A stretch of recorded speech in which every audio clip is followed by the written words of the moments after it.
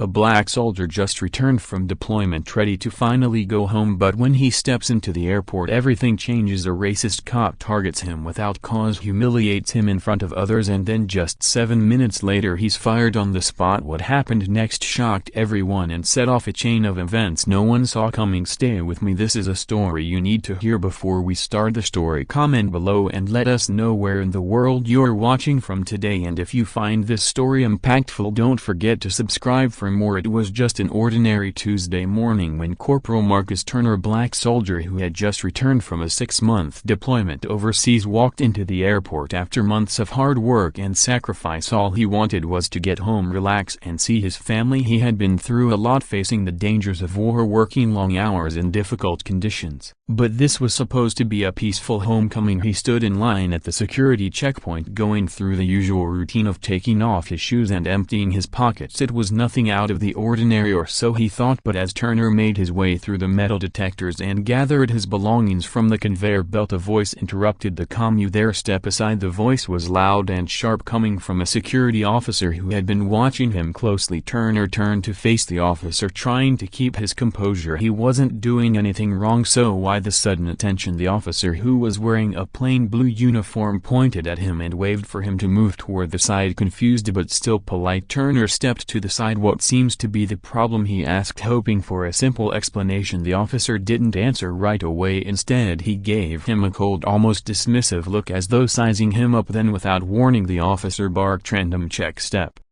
over here." Turner, already tired from his long flight, thought little of it. He had gone through security countless times before, and a random check didn't mean anything. He just wanted to get to his gate. He silently complied, but as he walked over, something in the officer's eyes felt off. It wasn't the typical indifferent glance you get from airport staff during routine checks. No, this one was different. It was almost hostile, like he was being judged for simply existing in the space. Turner did his best to ignore the feeling, but the officer wasn't letting it go. "What are you doing here?" the officer demanded. Turner, still trying to stay calm, replied, "Just returning home after a deployment." The officer's eyes narrowed. "A soldier, huh? Funny, I didn't expect to see you here," he muttered almost under his breath. It wasn't a question, it was a statement that for some reason felt far more like an accusation. Turner shifted uncomfortably, but he kept his voice steady. "I'm just trying to get home, that's all." But the officer wasn't done. "Where are you really from?" he pressed, his voice rising a little. It wasn't just a random check anymore. There was something personal in the way he spoke, something that made Turner's skin crawl. And then the officer went even further. "You people, you always find your way into places like this. Why should I believe you?" The words hit Turner like a punch to the gut. It wasn't just an interrogation, it was a direct attack on his identity. His patience, which had been so strong through the months of deployment, started to wear thin, but he remained silent. What could he say? Every instant told him to remain calm and get through this. There was nothing he could do to change the officer's mindset. But then, just as the tension seemed to grow unbearable, the officer made his move. He stepped forward a little too close for comfort and shoved Turner hard against the wall. The action was swift, unprovoked, and jarring. Turner stumbled slightly but caught himself. His heart raced, his mind spinning. What had just happened? This wasn't just a random check anymore. It had turned into something personal, something ugly. The officer stood there glaring at him as if daring him to say something, to make a move. Turner's mind raced. Should he fight back? Should he call for help? But as he glanced around he realized that no one was coming to his aid. The other officers who had been watching the scene unfold stood by in silence. Not a single one of them stepped forward to intervene. It was just Turner and this officer. In a moment of pure hostility, the officer snapped his grip, tightening. Turner stood still, processing everything. He was a soldier trained for combat, for dangerous situations, but this was something entirely different, something he never expected to face in an airport, especially after fighting for his country. And just when Turner thought it couldn't get worse, the officer pulled away, signaling to another officer standing nearby, "Get him out of here," the first officer ordered. Turner was stunned. What did that even mean? Was he being arrested, fired from his job? He hadn't done anything wrong. The questions raced through his mind, but before he could speak another voice cut through the air. "Corporal Turner." The voice was calm, but its authority was clear. Turner turned to see a senior officer, Officer Linda Park, walking toward him. Her expression was unreadable. She looked from Turner Turner to Officer Harris, who had initiated the confrontation, but instead of stepping in to stop the conflict, Park just nodded. Turner's confusion deepened. Was this really happening? Was this how things were done? And what happened next would completely change everything he thought he knew about justice. As Officer Park approached, Turner hoped for some kind of resolution, a sign that someone in authority would finally step in and stop what was happening. But what came next was something he hadn't expected in the slightest. Instead of taking charge of the situation, Officer Park simply glanced at Turner with a cold expression, as if evaluating him like he was just another suspect. She didn't speak to him directly. Instead, she turned to Officer Harris, the one who had started everything. "What's going on here?" Officer Park asked, but her voice was flat, almost as if she had already made up her mind about what had happened. Harsh shot a quick, almost triumphant look at Turner before responding. "This guy is trouble. He was being disrespectful, didn't comply with my orders. I don't trust him. We need to get him out of here." Turner's jaw clenched. He couldn't believe his ears. Trouble. He had been the one pushed up against the wall, and now he was being accused of disrespect. His frustration boiled over, but he held his tongue. His training told him to stay calm and keep his emotions in check. After all, he was dealing with people in positions of power, and any wrong move could escalate things further. Officer Park didn't even look at Turner. She was too busy watching Harris, as if she was trying to figure out what was going on. But then she simply nodded and stepped aside, as if she had already made her decision. "Fine," she said coldly, and with it the matter seemed to be settled. Turner was stunned. He felt like he was being completely ignored, his very presence being dismissed by the people who were supposed to enforce fairness. Was this really happening? Had it really come down to this? He wanted to shout, to demand an explanation, but before he could, Harris turned toward him with a look that could freeze anyone in place. "You're not going anywhere," Harris sneered. "We've had enough of you around here." Turner's mind raced. What was happening? Why was no one doing anything to help him? He tried to ask again, "What's the problem?" "I'm just trying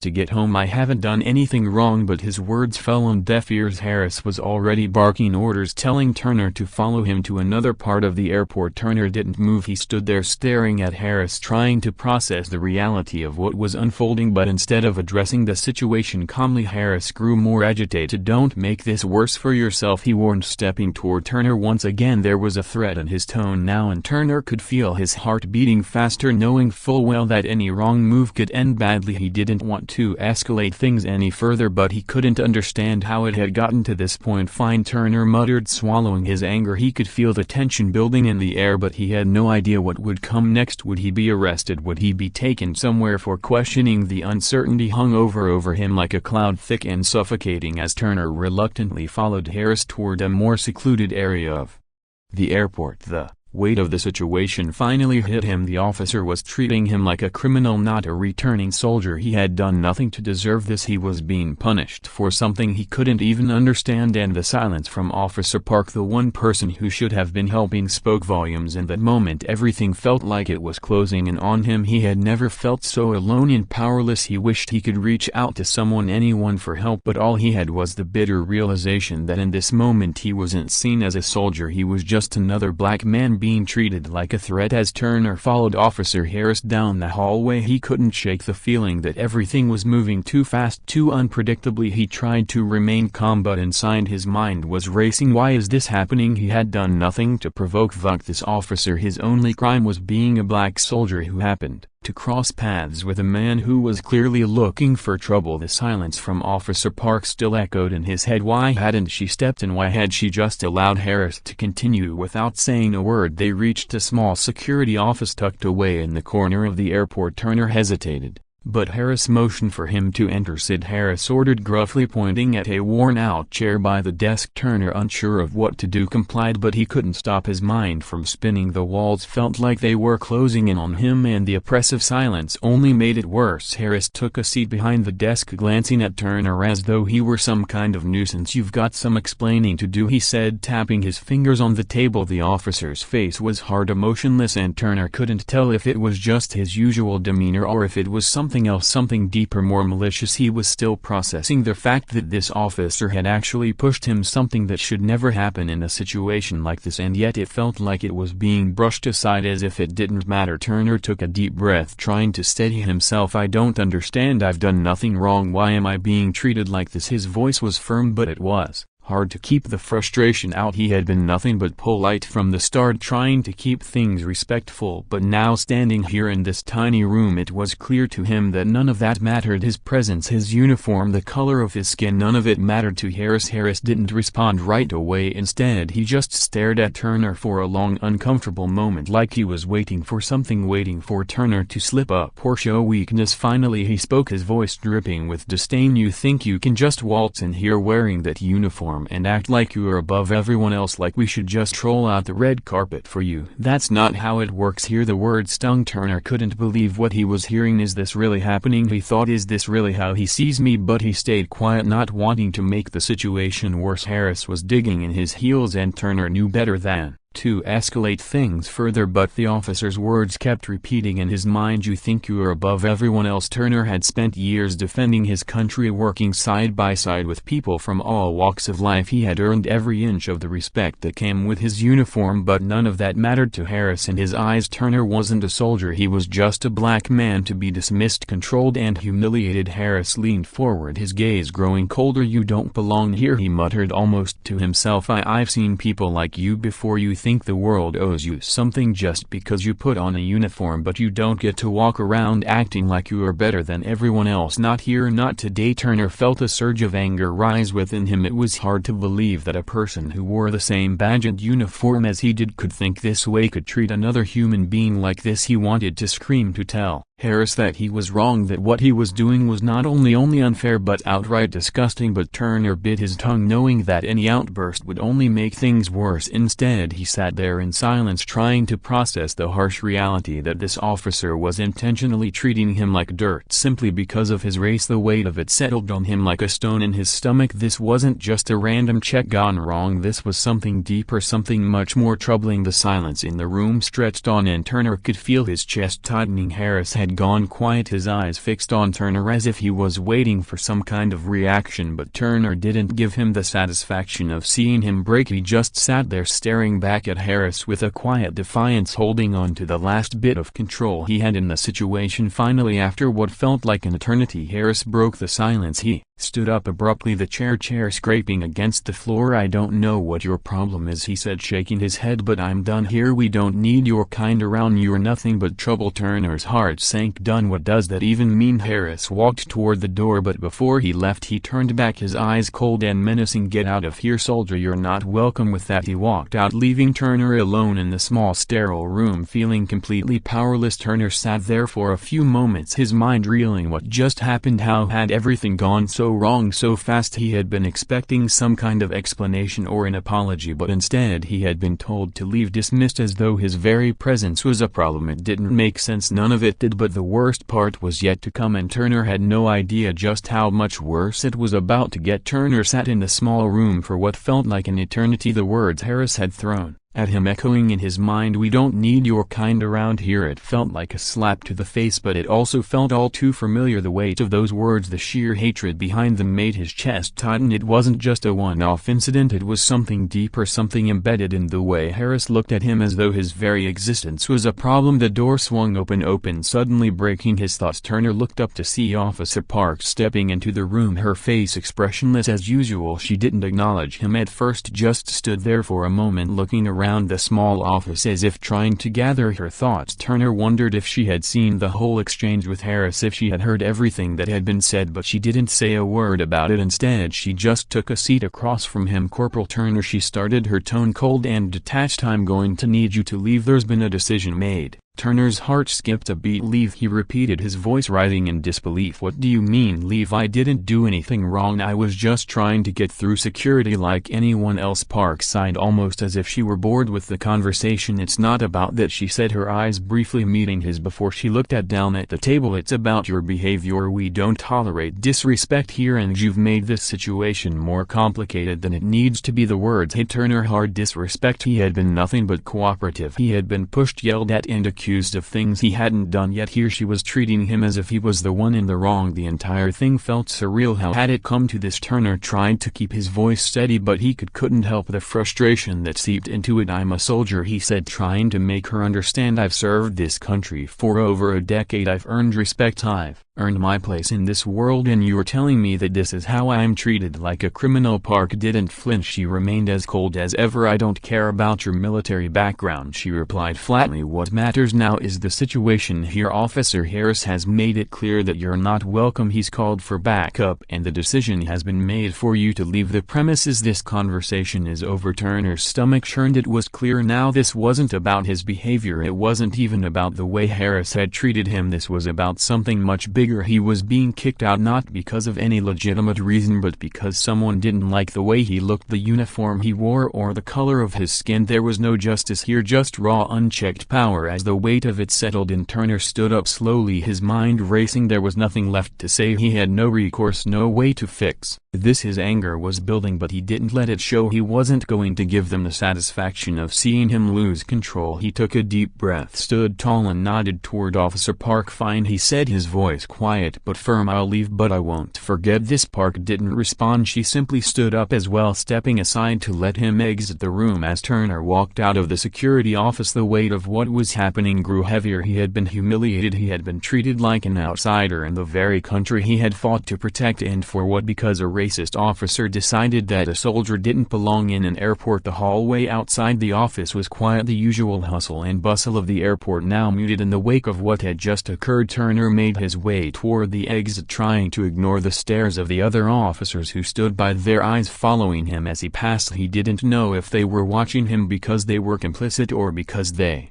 didn't care. Either way, it felt like the whole system was failing him. He had just been kicked out of an airport, dismissed like trash, and there was nothing he could do about it. But as he reached the door and stepped outside, a voice called out behind him, "Turner!" He turned around, startled. It was Officer Harris again, standing in the doorway of the security office. Harris stepped forward, his expression still cold, but there was something different in his eyes now, something darker, more menacing. "Before you go," Harris said, his tone still dripping with contempt, "I want you to understand something. We don't tolerate people like you here. You might have that uniform, but you don't belong in this airport. Not now, not ever." Turner's hands balled into fists, his body tense, but he didn't say a word. There was no point. Harris had already made up his mind, and nothing Turner said was going to change that. Instead, he turned and walked away, leaving the airport behind him. The injustice of it all stung, but Turner knew one thing for sure: this wasn't over. The fight for his dignity, for his right to be treated as a person and not a threat, was far from finished. He didn't know what would happen next, but one thing was certain: he wasn't going to let this moment define him. As Turner walked away from the airport, the anger bubbling inside him didn't subside. The cold words from Officer Harris still stung, each one a reminder of how deep the prejudice ran.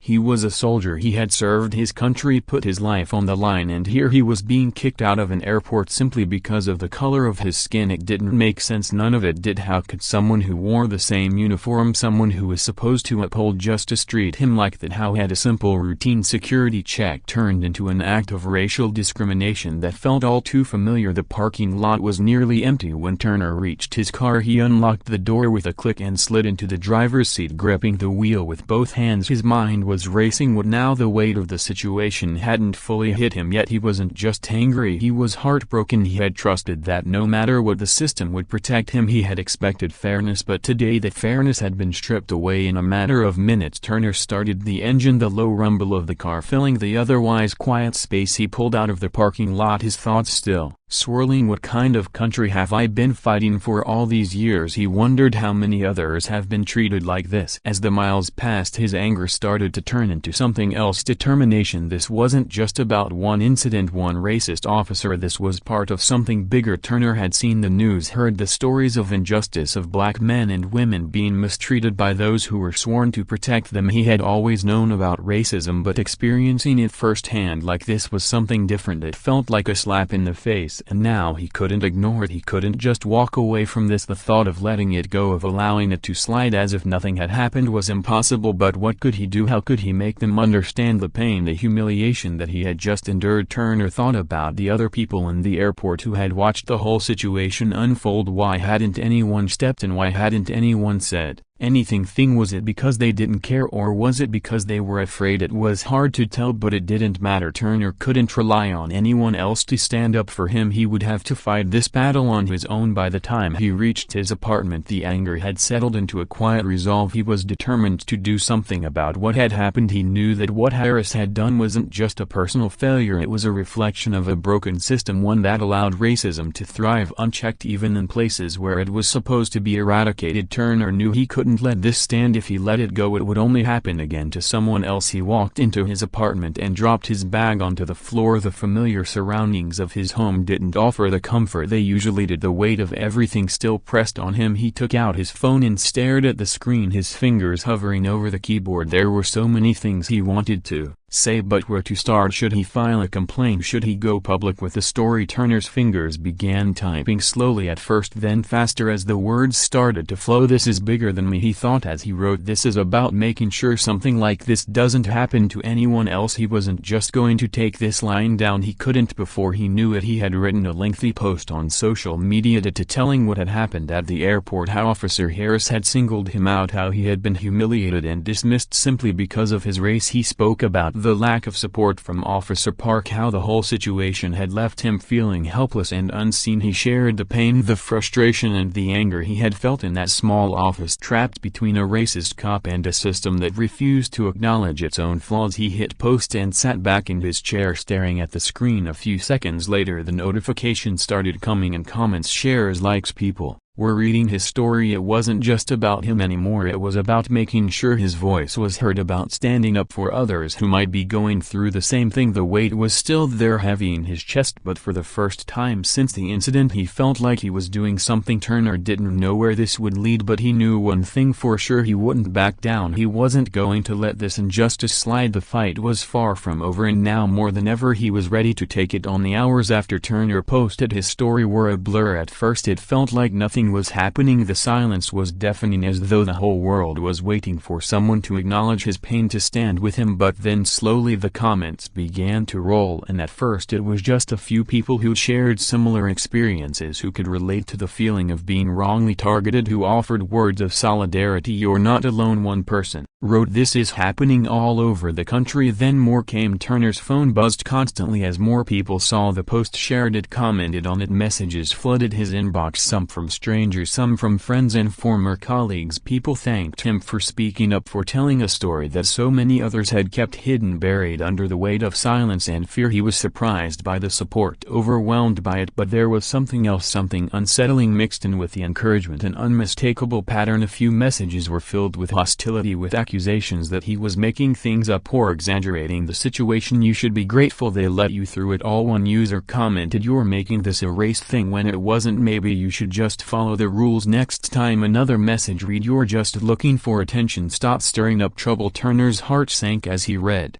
these messages. There was always a part of him that knew people would try to dismiss him, but seeing it written out, seeing the blatant disregard for his pain, was harder than he thought. Still, he didn't let it stop him. He had seen this before: the way people would deny the reality of racial prejudice, the way some would twist the narrative to protect their own biases. But Turner wasn't backing down. He wasn't about to let those messages silence him or erase his truth. As the evening wore on, his story gained traction. News outlets began reaching out for statements, asking for interviews. His post had gone viral, catching the attention of local news stations and social media influencers who were equally outraged by what had happened. It felt surreal. Turner had never expected his experience to become a public rallying cry, but here it was, spreading across the country, becoming a conversation. People couldn't ignore it. Was no longer just about one airport incident. It was about a larger issue that was deeply embedded in American society, one that affected people of color every single day. That night, as Turner scrolled through the growing sea of responses, something clicked in his mind. The viral response wasn't just about people agreeing with him, it was about the people who saw what had happened and realized they had to do something about it. It was about the collective outrage that had been bubbling just beneath the surface for years, waiting for a moment like this to explode. Turner knew he had ignited something bigger than himself. The phone calls began to pour in. Some were from organizations dedicated to racial justice, offering support, asking him to share his story in front of larger audiences. Others were from legal teams suggesting that he file a formal complaint, that he take this to court, but Turner wasn't sure about that. The legal system had never been kind to people like him. What good would it do?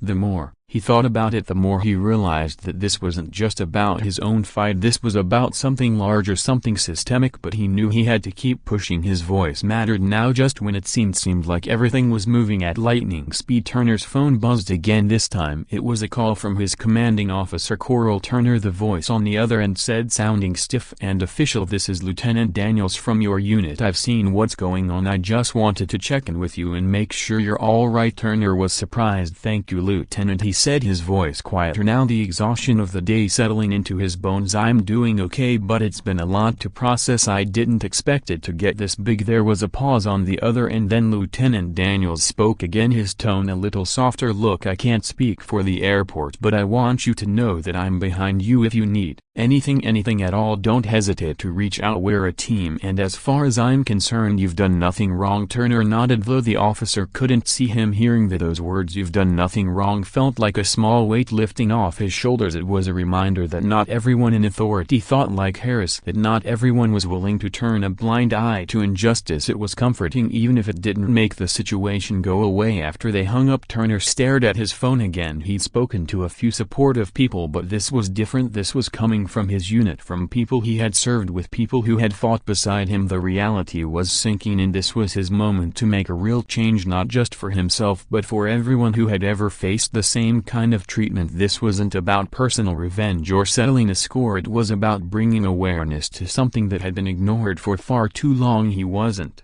just a soldier anymore. Turner was becoming a symbol, a voice for those who had been silenced by fear or the system. The fight was no longer just about the incident at the airport. It was about raising awareness of systemic racism in law enforcement, about giving a platform to those who had been overlooked for too long. As the night stretched on, Turner knew the battle was far from over. The path ahead would be difficult, but he wasn't afraid anymore. He had a cause now. He had the support of his community, and he had the courage to keep pushing no matter how hard it got. The world was listening, and Turner was ready to make his voice heard. The next few days passed in a blur of media interviews, phone calls, and overwhelming messages from all corners of the internet. Turner barely had time to process everything. His story had sparked outrage, but it had also sparked conversations that he never imagined he'd be part of. People were talking about racial profiling, the abuse of power, and the systemic racism that was embedded in institutions across the country. It wasn't just an isolated incident at an airport anymore. It was a symptom of something much larger. Despite the outpouring of support, Turner couldn't help but feel drained. Each interview, each message felt like another reminder of the humiliation he had faced, another blow to his sense of security. He had spent years in the military fighting for his country, believing that it would protect him in return, but in the airport, in that small room with Officer Harris, he had learned a painful truth. The country he had pledged to serve didn't always see him as an equal. Still, he knew this was bigger than him. He had opened a door and people were starting to listen, but with that attention came pressure. The more his story spread, the more people expected him to do something with it, to take action, to make change. Turner felt the weight of that responsibility, but what could he do? What was the right thing to do in a situation like this? Could he actually change something, or was he just another voice in a long list of others who had tried and failed? One afternoon a call came through from a prominent civil rights organization. Turner had heard of them before, the Justice League for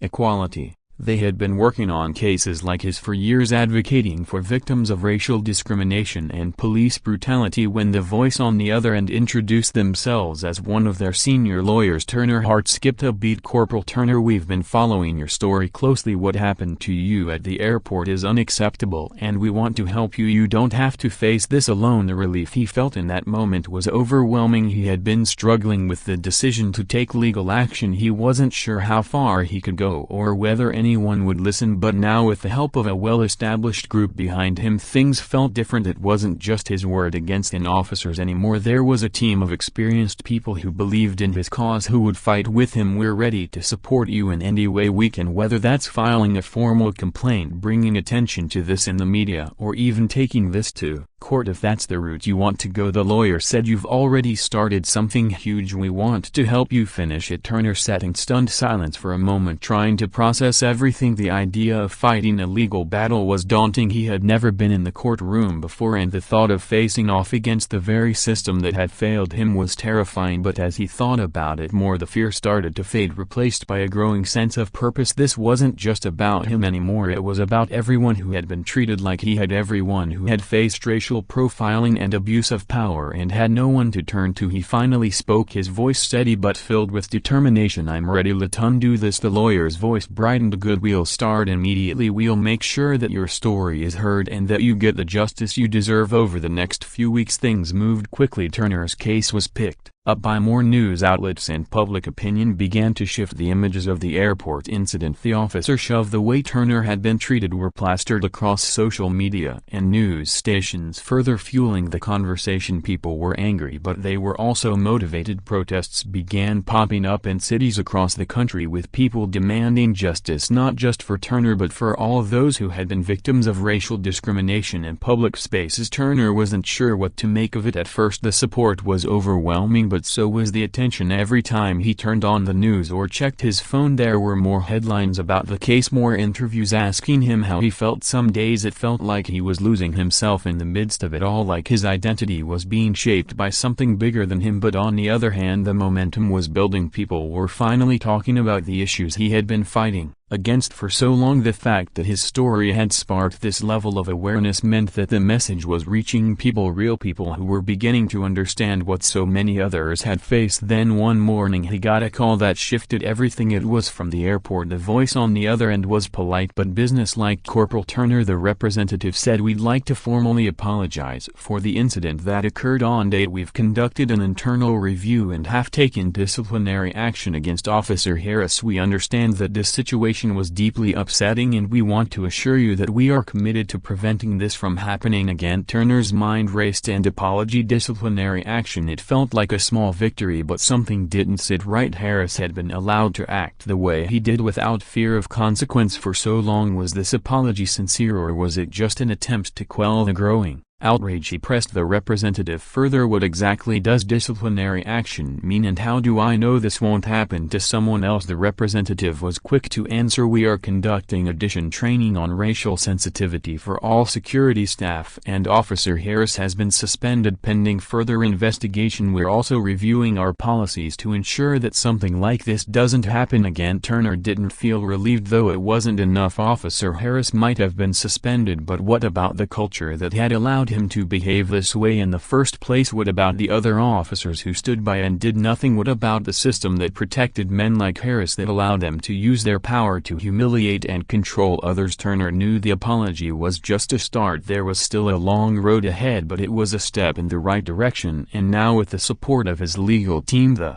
attention of the public, and the voices of so many people standing behind him, Turner was ready to see this through to the end. The fight for justice was just beginning. The next few weeks were a whirlwind. Turner, along with his legal team, began to prepare for the next phase of the battle. The apology from the airport felt hollow to him. It was just a small concession meant to calm the storm, not a true reckoning with the deeper issues of racism within their ranks. But Turner wasn't in this for a simple apology. He was in it for something much bigger. He wasn't going to stop until the entire system that had allowed officers like Harris to behave without consequence was held accountable. The civil rights organization working with Turner had been instrumental in pushing forward. They helped draft press releases, coordinate protests, and ensure that his story remained at the forefront of the public eye. It wasn't just about the incident at the airport anymore, it was about systemic change. Turner began to realize that what had happened to him wasn't an isolated incident. It was part of a larger pattern, a problem that stretched far beyond one officer or one airport. Across the country, people of color were being profiled, harassed, and mistreated, and far too often the system failed to protect them. Turner started to get calls from people who had faced similar experiences: black soldiers, everyday workers, parents, and students, each sharing their stories of discrimination and abuse by law enforcement. The more more he listened the more determined he became. This wasn't just his fight anymore, it was the fight of thousands if not millions of people who had been suffering in silence for far too long. But there was another side to this. Turner was now under constant public scrutiny. His social media had become a battleground, with people either praising him for his bravery or condemning him for stirring up trouble. His phone rang incessantly, sometimes with offers of help, other times with threats and hateful messages. The weight of it all felt suffocating at times. Every word he spoke, every action he took seemed to be analyzed, critiqued and dissected. Despite the overwhelming pressure, Turner knew he had to keep pushing forward. He had started this fight and now there was no turning back. He couldn't afford to let the noise drown him out. There were people who needed him to stand tall, to continue speaking out no matter how difficult it became. One evening, as Turner sat in his apartment staring at his phone, he saw that the situation had escalated. The airport had released a statement claiming that Officer Harris had been temporarily suspended as part of their investigation and that the incident was regrettable but isolated. The airport had promised that they were committed to diversity and inclusion and that further training would be conducted for their staff. It all sounded too rehearsed, like the words of a corporation trying to played the public without addressing the real issues. The public backlash against the airport was immediate. People weren't satisfied with the response. The statement felt like a band-aid on a wound that needed surgery. Harris wasn't the only problem, he was just a symptom. The entire system needed to change. Turner knew what he had to do next. The day after the airport statement, Turner found himself in front of a camera again. This time it wasn't just a brief interview, this was a major news broadcast, one that was going to air nationwide. His legal team had arranged the interview to keep the pressure on, to ensure that the airport couldn't brush the incident under the rug. Turner was nervous, but there was a quiet resolve in him as well. This was his chance to speak directly to the public, to share the truth about what had happened and to demand real action, not empty promises. As the camera crew set up, Turner's mind wandered to the early days of his military service, when he had first put on his uniform and pledged to serve his country. He had been so proud then, proud to defend the ideals that America claimed to uphold. But after everything that had happened, after the treatment he had received, he wasn't so sure anymore. How could he have spent years serving a country that didn't always serve him back? The interview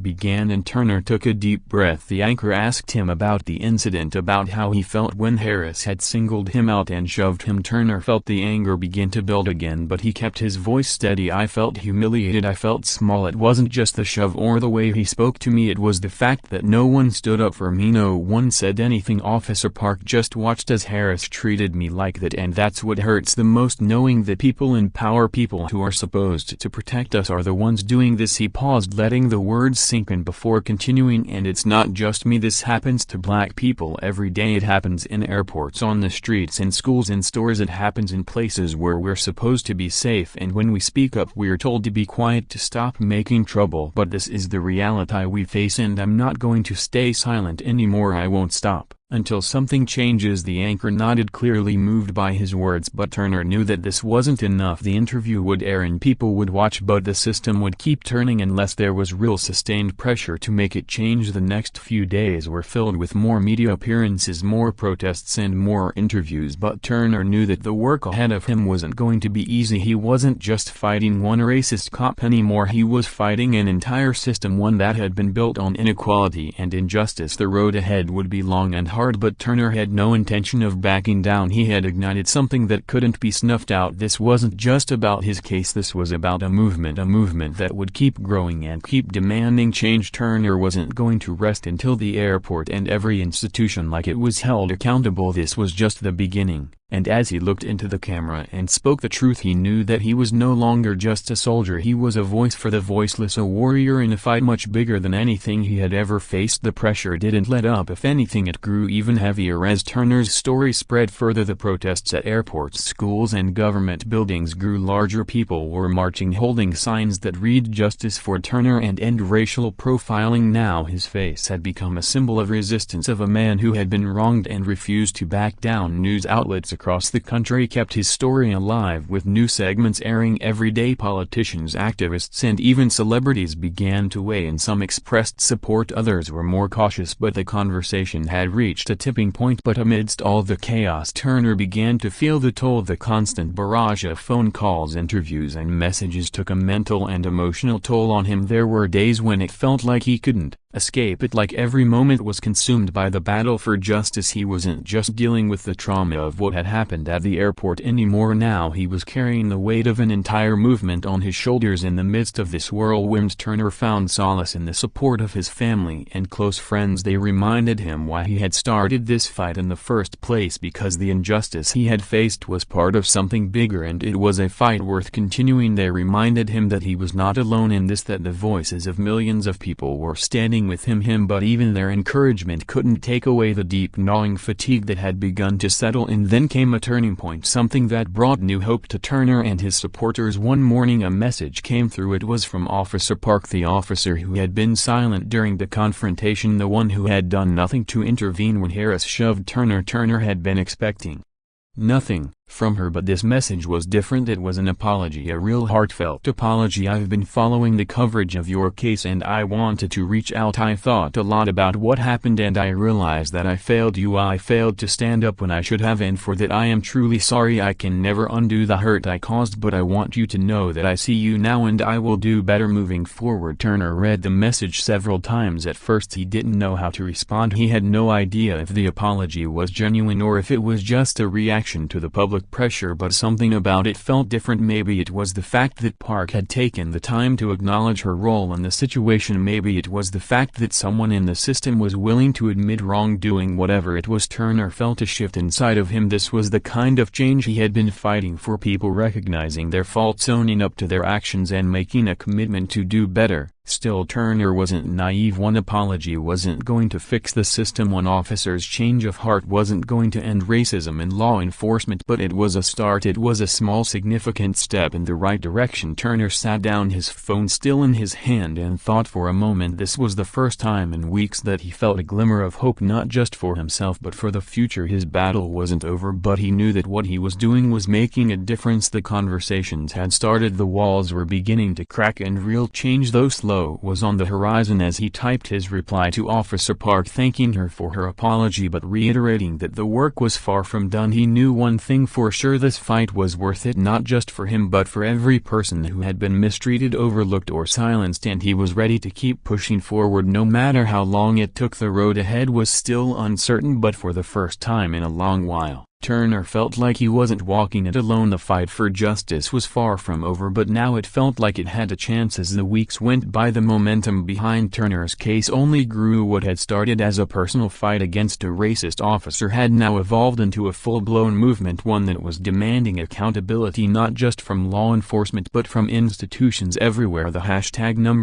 #Justice for Turner trended every day, with people from all walks of life showing up in support. It wasn't just black communities that were rallying behind him, it was everyone who believed in fairness, equality, and the right to live without fear of being unjustly targeted. Turner's life, which had once been consumed by the quiet discipline of military service, was now filled with the loud demands of activism and public attention. He attended rallies, spoke at universities, and was invited to forums where people discussed racial justice and police reform. His words were raw, honest, and powerful, reflecting the pain and frustration that so many people felt but had never been able to voice. Despite the growing support, Turner still wrestled with feelings of doubt. The pressure to represent so many people weighed on him. Sometimes late at night he would lie awake in bed, dead, wondering if he was doing enough, if his voice was strong enough to make real change. The constant barrage of opinions, both supportive and critical, left him feeling exposed, vulnerable. But every time he doubted himself, he would think about the countless people who had shared their own stories with him, stories of being targeted, silenced, and dismissed. He wasn't just fighting for himself anymore, he was fighting for them too. And then there were the quiet victories that kept him going. The first sign of real change came when the airport's internal investigation was completed. Officer Harris, who had been suspended pending the review, was officially fired. The airport issued a public statement acknowledging that his actions were unacceptable and outlining new policies for racial sensitivity training. It was a step, but Turner knew it wasn't enough. One officer out of the thousands across the country wasn't going to fix the problem. This was just a small part of a much larger issue. But Turner didn't stop there. He kept pressing, pushing for more. He worked with organizations and lawmakers to introduce bills that would require comprehensive nationwide police reform. The goal wasn't just to hold bad officers accountable but to change the culture that allowed them to operate without fear of consequence. He didn't want a few apologies or token gestures. He wanted systemic change, a culture shift that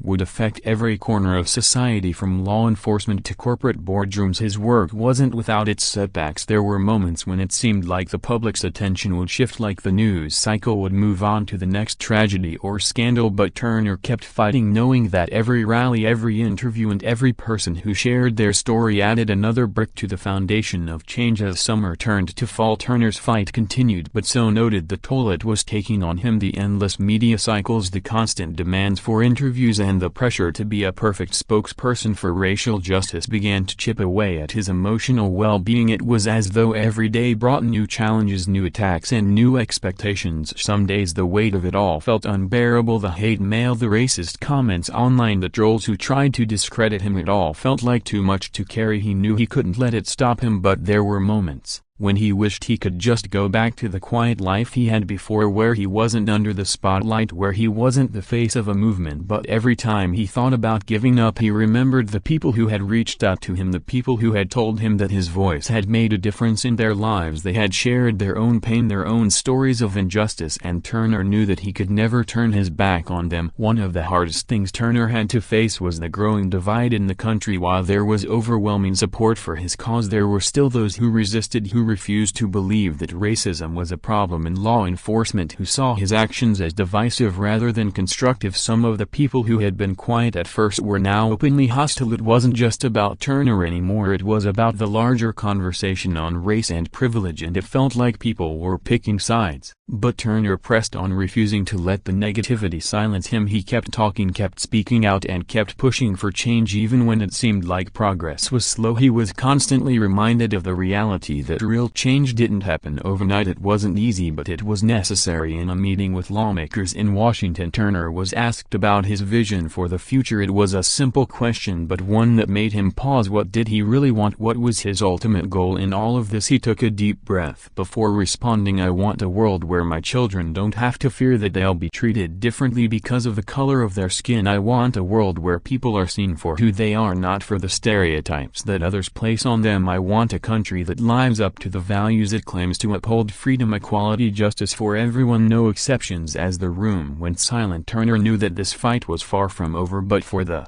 first time in months he felt a sense of clarity. He knew what he was fighting for now, and he knew that no matter how long it took, he couldn't stop the change he wanted to see. Would take years, decades, maybe longer, but he was ready to spend his life fighting for it. He wasn't alone in this fight, and together they would make sure that the world his children inherited was better than the one he had grown up in. The road ahead was still uncertain, but Turner now understood that real change didn't come from easy victories or quick fixes. It came from persistence, from voices that refused to be silenced, and from a community that was willing to stand together and demand more. And with that understanding, Turner knew he was ready for whatever came next. The fight was far from over, but he was no longer just a soldier in the military. He was a soldier for justice, and he would keep fighting until the battle was won.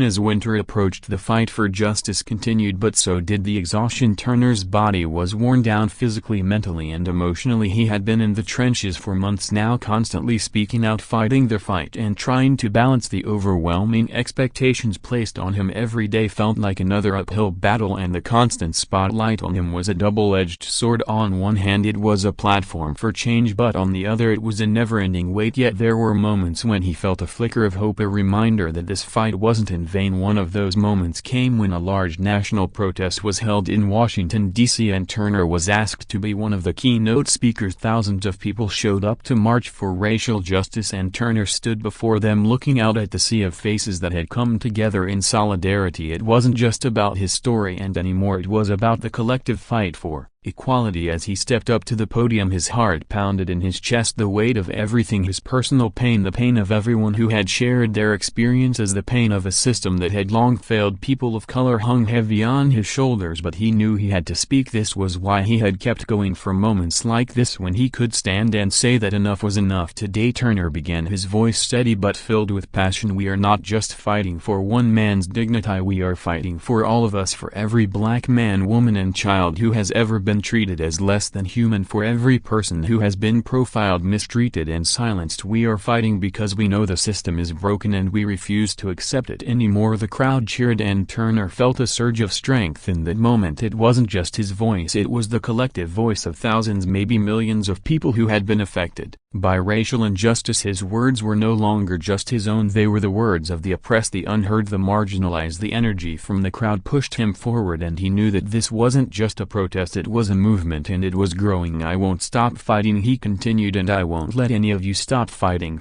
either. This is our time to demand real change. This is our time to take back what has been stolen from us, our dignity, our rights, our humanity. We will not rest until we see a world where justice is truly blind." The crowd erupted in applause, and Turner stepped down from the podium feeling a blend of depletion and strengthening. It had been a long, overwhelming venture, however this was the very thing that he had been battling for. This was the explanation. He had put himself out there, gambled with his standing, and confronted the aggression of the individuals who would have rather not heard reality. The battle wasn't pretty much his case any longer. It was tied in with changing a framework that had been broken for a really long time and without precedent for a drawn-out period of time. He felt like they were very nearly something significant. Turner's impact had proceeded to develop, thus had the strain as the months wore on. The energy for racial equity increased, yet so did the resistance. The stronger the calls for a change turned into, the more vocal the resistance was. A few lawmakers and news sources rushed to excuse the development, outlining it as a danger to the laid-out request. Turner's name had turned into a lightning pole, an image of both expectation and contention. He was called everything from a legend to a miscreant, contingent upon who you asked, yet Turner didn't allow the analysis to stop him. Each assault, each endeavor to ruin him just energized his determination. He knew the kickback was unavoidable. Change didn't come without opposition. It didn't come without individuals gripping to the status quo, battling without holding back to keep up with their grasp on power. Yet that didn't make a difference to him any longer. What made a difference was individuals, the families, the understudies, the ordinary specialists who had remained close to him, who had brought their voices up in fight, who had shared their accounts and said, "We've had sufficient." He continued going, energetically working with legislators to push for significant changes. He sat in gatherings, drafted strategy recommendations, and worked with social liberties associations to guarantee that the regulations being presented would make enduring change, not simply a brief fixes. Turner's group started to revitalize support in state capitals the nation over, building an organization of backers and pushing for regulation that would consider police officers responsible. His legitimate group documented claims against foundations that had neglected to make a move against bigoted works, on requesting equity for the individuals who had been violated. In spite of all the work being finished, there were days when Turner felt tired. He had placed such a great deal himself into this cause, such a great deal his own aggravation and heart, that occasionally he thought about the amount more he could give. The restless evenings, the consistent strain to play out the vast media demands, it was every one of the a ton to bear. There were minutes at the point when the heaviness of the world appeared to fall on him, when it seemed like the undertaking ahead was incomprehensible. However, at that point, in a peaceful second, he would recall the essences of individuals who had remained with him from the very outset: his family, his companions, the innumerable outsiders who had shared their own accounts and upheld his. They were the ones who kept him going. They were the ones who advised him that he was in good company in this battle.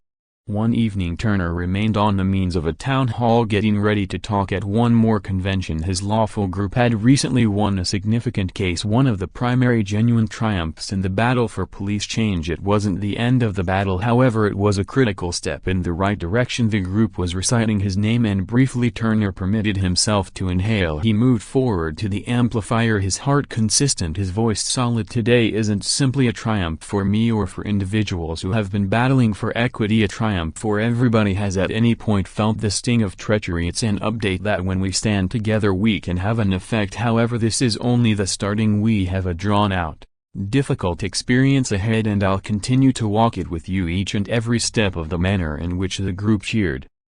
Again, stronger than before, Turner lifted his hand, his clenched hand grasped in fortitude. He realized that this was only one fight in a lot bigger conflict. However, the tide was changing. Change was conceivable, and with each individual who remained by him, with each voice brought up in fight, that change was coming quicker than anybody might have envisioned. Thus, with the battle still ahead, Turner continued to push ahead. He didn't know precisely where this excursion would lead. However, he knew one thing without a doubt: he wasn't turning around. The street was Long the work was a long way from being done, yet what was to come had previously started to move and not entirely set in stone to own it. Regardless of how hard it got when the new year showed up, Turner had become something beyond the face of one battle. He had turned into an image of strength, of a development that declined to be disregarded. The strain, the reactions and the fatigue were still there, however so was the strength of a country awakening to the reality of racial foul play. Turner wasn't only battling for his own respect any longer, he was battling for a future that was more pleasant, that was all the more only for each individual who had at any point been denied fairness, regard, or fundamental common liberties. It had been more than a year since that pivotal day at the air terminal, the second that had started all that. The street had been long and the difficulties had been perpetual. There had been fights and court fights, media storms and innumerable snapshots of uncertainty. However, there had likewise been triumphs enormous also, little that kept the energy alive. The arrangement transforms he had pushed for were beginning to come to fruition. New regulations were being proposed in a few states, commanding police offices to carry out more thorough responsibility estimates. Preparing programs on racial responsiveness and escalation were being carried out the nation over. Turner knew these were incomplete arrangements, yet they were ventures toward destroying the frameworks of abuse that had been set up for ages. One of the greatest successes came when a significant government bill was presented with arrangements pointed toward improving the law enforcement framework. It was an immediate consequence of the grassroots endeavors that had been worked around Turner's story. Individuals who had activated, who had composed letters, gone to meetings and overwhelmed government officials with requests for activity. Turner played had a critical impact in pushing for it, utilizing his foundation to campaign,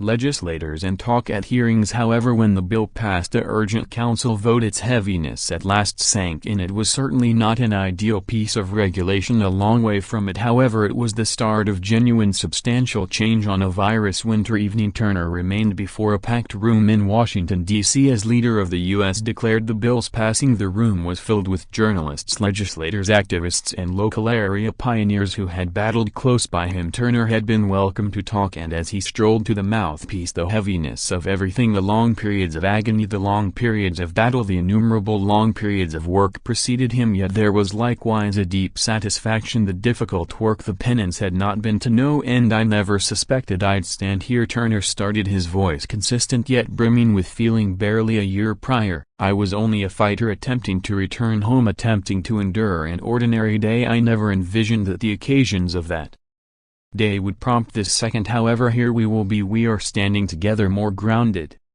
than any time in recent memory, since we will not acknowledge the norm. We won't let quiet be the response. We will not let bad form continue without some kind of restraint. He stopped, glancing around the room at the essences of each and every individual who had been essential for this battle, individuals who had shouted out, who had walked, who had composed letters, and who had accepted that change was conceivable. This isn't simply my triumph, this is our triumph. This is a triumph for every individual who has been denied equity, for every individual who has felt the heaviness of prejudice and segregation. This is a triumph for our kids, for the future we are fabricating together, and keeping in mind that today is an enormous step forward. I realize that the work is not even close to finished yet. Assuming this year has educated me anything, it's that when we meet up, when we stand joined, nothing is unimaginable. The room emitted in praise, and briefly Turner permitted himself to feel the heaviness of what they had all accomplished. It wasn't the stopping point, it was only one section in a significantly longer story, yet the advancement was certain. The nation was starting to change, and Turner had been a piece of that change. He had been an impetus for an option that could be greater than any one individual or cause. As he left the stage, Turner looked through the window at the clamoring city, the lights glistening off the glass of the Capitol structure. He contemplated all that he had to deal with, the aggravation, the disappointment, the uncertainty, yet additionally about the mental fortitude, the expectation and the flexibility of so many who had battled close by him. He contemplated his family, his companions and individuals who had upheld him from the very beginning and without precedent for an extended period of time. Turner felt a profound calm harmony. The street ahead would in any case belong also